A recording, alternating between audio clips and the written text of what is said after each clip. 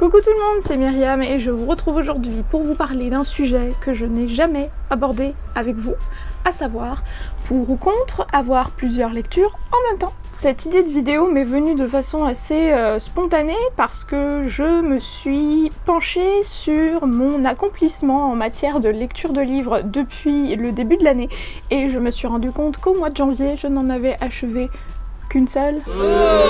Alors que pourtant c'est pas faute de lire plein d'ouvrages, mais le souci c'est que je les lis en même temps. Donc forcément je me retrouve avec plein de lectures entamées et aucune finie. La seule et unique lecture du mois de janvier que j'ai réussi à terminer et ce qui m'a motivée à devoir la terminer très très vite, c'est qu'il y avait une rencontre Babelio au début du mois / club de lecture et donc ça m'a permis de me motiver, de me dépêcher à la terminer. En plus de ça, le livre n'était pas vraiment très épais, il était vraiment passionnant et il s'agit donc de La Porte du Ciel par Dominique Fortier aux éditions Les Escales, domaine français puisque l'auteure est une auteure québécoise. Rapidement je vais vous en parler comme ça ce sera fait. De toute façon si vous voulez retrouver ma chronique plus en détail de cet ouvrage, elle a été postée sur le blog donc ça c'est plutôt positif. C'est l'histoire de deux jeunes filles durant la guerre de sécession aux États-Unis au 19e siècle. Donc une jeune fille blanche et une jeune fille mulâtre, à savoir qu'elle n'est pas vraiment noire, elle est métissée, qui vont grandir ensemble sans vraiment que la place de la jeune fille métissée soit vraiment définie parce qu'elle n'est pas totalement libre et pas totalement esclave non plus au sein de la famille. Voilà, et c'est une histoire de vie, c'est une histoire sur la place également des noirs et des esclaves dans la société américaine de cette époque jusqu'à nos jours. C'est un livre très particulier. L'auteur n'a pas voulu prendre le parti d'écrire un roman historique et je ne vous en dis pas plus parce que si jamais vous décidez de lire ce livre, vous découvrirez très vite pourquoi. En tout cas, c'était un très très beau livre sur voilà, plein de questions qui sont aujourd'hui d'actualité, à savoir le racisme, la naissance du Ku Klux Klan, plein de choses qui malheureusement aujourd'hui ressurgissent quand on voit l'actualité aux États-Unis. Donc je pense que c'est un bouquin assez intéressant à lire, ça n'a pas été un coup de cœur, mais malgré tout, voilà, je le conseille quand même. Et à côté de cette lecture victorieuse au début du mois de janvier, eh bien j'ai enchaîné par la suite 5 bouquins. C'est absolument génialissime. Tout ça parce que voilà, je devais tous les lire, j'étais très pressée par le temps pour plein de raisons différentes et donc j'ai commencé tous à les lire les uns en même temps que les autres pour essayer de me faire des idées sur les différents ouvrages. Je commence tout de suite sur mon petit panel. Premier ouvrage que j'ai commencé à lire, il s'agit de Je vous sauverai tous par Émilie Frêche aux éditions Hachette. C'est un roman incroyablement poignant et incroyablement important sur la question ô combien d'actualité de l'embrigadement des jeunes adolescentes par Daesh. C'est l'histoire d'une jeune fille qui n'avait, pour ainsi dire, absolument rien qui la prédestinait à tomber dans les griffes de l'embrigadement. Elle est issue d'un mariage mixte, son père est algérien, sa mère est française, mais elle vit de façon très moderne, il n'est pas du tout question de religion dans sa maison, enfin rien ne pouvait présager un destin pareil et petit à petit, on va lire son journal et on va s'apercevoir de ce qui va être la petite étincelle qui va la faire basculer petit à petit. C'est inspiré de faits réels et c'est ô combien d'actualité, donc je vous conseille vraiment de le découvrir. Le roman est également écrit de 2 autres points de vue. Le point de vue de son père qui, comme il est algérien, a donc vécu les événements terroristes en Algérie dans les années 90 et va péter un câble parce qu'il va vraiment pas comprendre qu'est-ce qui s'est passé pour que sa fille parte, outre le stress post-traumatique que ça peut engendrer une chose pareille. Il va voilà, avoir une résurgence dans sa tête de toutes les horreurs qu'a connues sa famille dans les années 90 en Algérie et donc il va devenir complètement timbré. On va être obligé de le mettre dans une maison de repos parce que vraiment il va péter un câble. Et enfin, le troisième point de vue est aussi le plus important, je pense, le point de vue de sa mère qui va rédiger des lettres à sa fille quotidiennement, même si elle les enverra jamais parce qu'elle aura aucun moyen d'avoir des contacts avec sa fille en Syrie. Elle va essayer de s'adresser à sa fille à travers des lettres et lui raconter son engagement au sein d'associations pour aller justement parler à des jeunes filles qui ont été repêchées in extremis avant qu'elles partent, qu'elles quittent la France et qu'elles réussissent à s'enfuir en Syrie pour essayer justement de les désembrigader et de leur refaire prendre pied avec la réalité et de leur faire comprendre qu'elles ont subi un lavage de cerveau. Je vous assure que c'est pas un bouquin document, c'est pas un livre plombant, etc. C'est un livre fort, c'est un livre puissant, c'est un livre important à lire. Je vous assure que j'étais obligée de faire des pauses parfois quand je lisais ce bouquin tellement il était dur. J'ai envie de vous le comparer limite à des romans de Kate Clark par exemple, qui n'ont absolument rien à voir, mais qui parlent par exemple des problèmes des adolescents au niveau de l'homosexualité, qui sont vraiment très très puissants également. Voilà, vous lisez ce roman qui est super important à lire, et vous en sortez pas indemne. Donc franchement, je vous le conseille énormément. Si vous devez en lire un en ce moment, lisez celui-là. Pour la petite info, j'en suis à plus de la moitié du bouquin, donc je pense que ce sera terminé. Si je m'y mets un bon coup, je pense que ce sera terminé très rapidement. Autre bouquin que j'ai commencé à lire également et qui pour le coup est vraiment très très addictif, j'ai très envie de pouvoir le poursuivre, mais faute de temps c'est un peu compliqué. Il s'agit du premier tome de Another Story of Bad Boys, donc épisode 1 par Mathilde Laloha, toujours aux éditions Hachette. C'est une brique. Voilà, vous comprenez pourquoi est-ce que le finir, ça va être un peu compliqué en ce moment. Mais si vous avez aimé Dimily, à savoir la saga Did I Mention I Love You par Estelle Mascame, publiée aux éditions Pocket Jeunesse, ce roman est pour vous. Je trouve que c'est incroyablement addictif. C'est le même schéma, c'est une jeune fille qui va quitter son environnement familial, qui va partir à l'autre bout du pays. Elle va commencer une première année universitaire, elle va commencer à apprendre la vie toute seule, elle va tomber dans une colocation avec deux garçons qui sont assez différents l'un de l'autre et qui ont des secrets malgré tout, donc très vite elle va se dire qu'il se passe des choses pas très normales dans son entourage. Elle aussi, elle n'est pas tout à fait dénuée de secrets envers ses camarades, donc je vous incite fortement à découvrir ce livre, je vous assure que c'est très rafraîchissant. Ce que je vous avais dit par rapport à Did I Mention I Love You, c'est que quand vous avez envie de vous évader, de lire quelque chose de léger, de simple, mais malgré tout d'addictif, parce qu'il y a une part de mystère dans ce livre, bah c'est le bouquin qui fait du bien. Voilà, c'est le bouquin doudou qui vous fera voir un peu du pays, ça se passe en Californie, vous voyez la couverture est absolument sublime. Que vous dire, à part lisez-le, il est déjà sorti de toute façon. Petite chose en plus de ça super cool, c'est que quand vous scannez la couverture sur Shazam, vous avez accès à du contenu exclusif, à savoir les points de vue alternés de la part des garçons dans l'histoire. Donc bah c'est plutôt pas mal, c'est plutôt cool, c'est un super bel objet livre, je vous le conseille. Encore un autre livre de chez Hachette, Manipulation, tome 1, Les Corbeaux, par Juliette Lemaître. Alors celui-là il n'est pas encore sorti, il sort le 15 février. Si vous avez aimé Hunger Games, qui n'a pas aimé Hunger Games, en tout cas les premiers tomes, parce que pour moi le troisième a été un peu plus compliqué, vous allez adorer ce bouquin.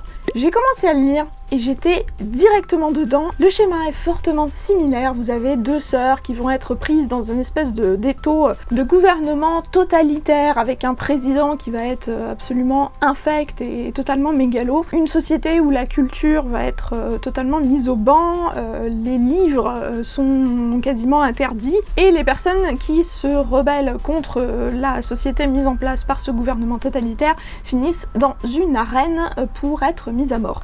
Vous voyez Hunger Games, le petit parallèle. Faut savoir que cette auteure, c'est une auteure française, qu'elle a même pas 18 ans, qu'elle a écrit son livre quand elle était au lycée, je crois qu'elle est toujours d'ailleurs au lycée, et qu'elle l'a soumis à son libraire de quartier pour qu'il le lise. Ça a tellement plu au libraire de quartier qu'en fait il l'a fait remonter aux différents éditeurs avec qui il était en contact pour le fournir en livre. Et c'est comme ça que le bouquin a été publié, donc ça vous dit un peu la qualité du bouquin, comme quoi aussi les belles histoires éditoriales arrivent également.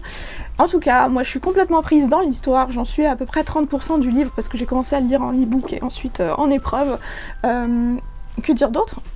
Je vous conseille fortement quand il sortira donc le 15 février de vous jeter dessus parce que je vous assure que vous ne le lâchez plus.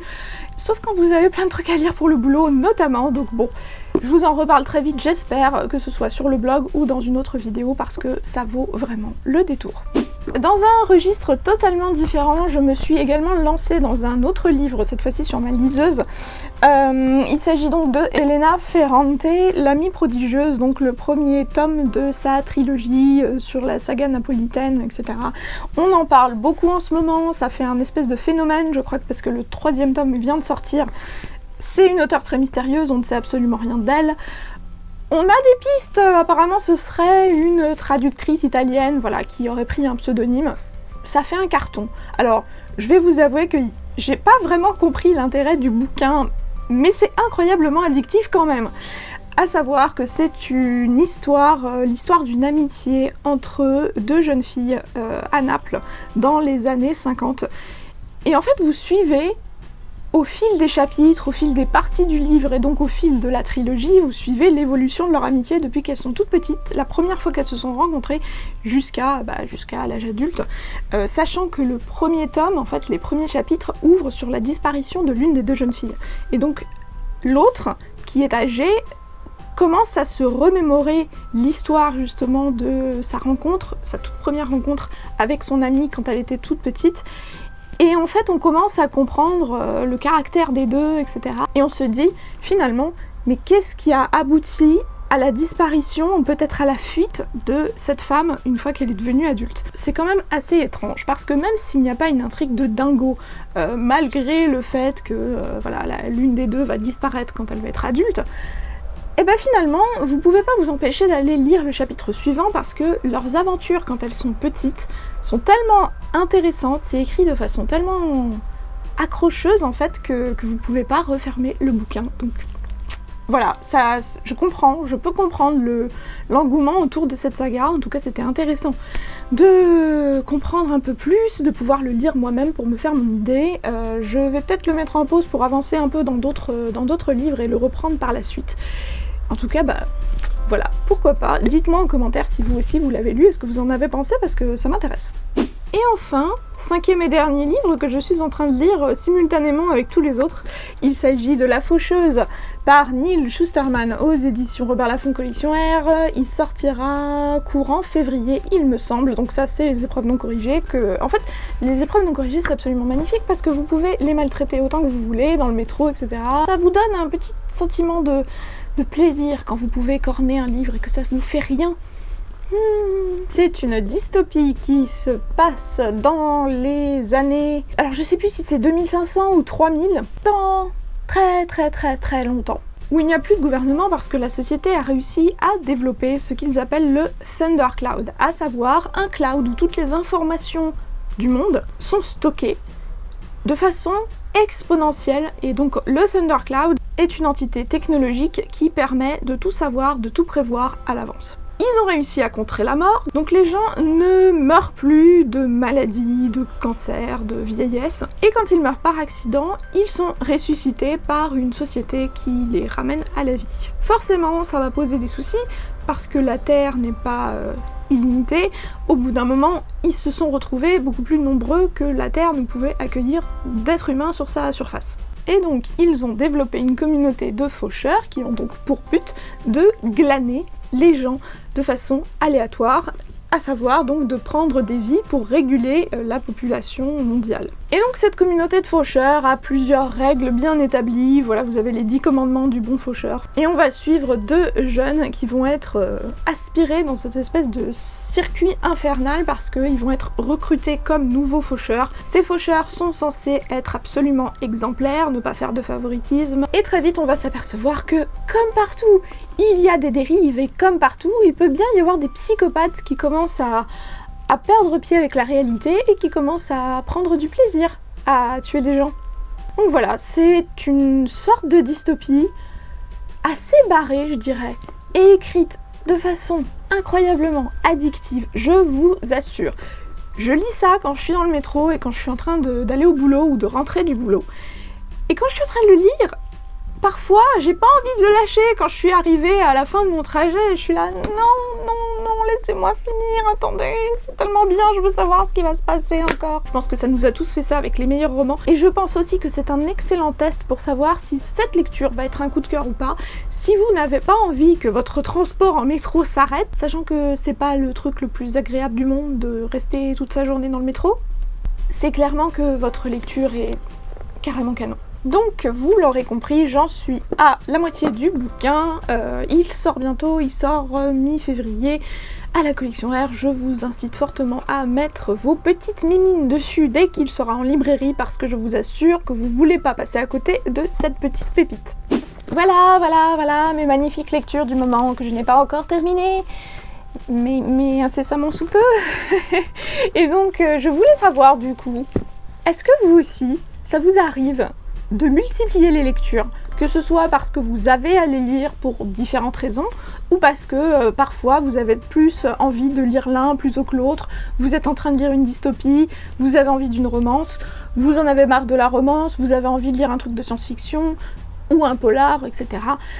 C'est une question que je me pose. Je sais que les rares personnes avec qui j'en avais discuté auparavant m'avaient dit parfois que pour certaines c'était impossible, il fallait absolument qu'elles finissent un livre, elles pouvaient pas en lire plusieurs, parce que ça les dispersait totalement, elles perdaient des détails d'un livre ou d'un autre.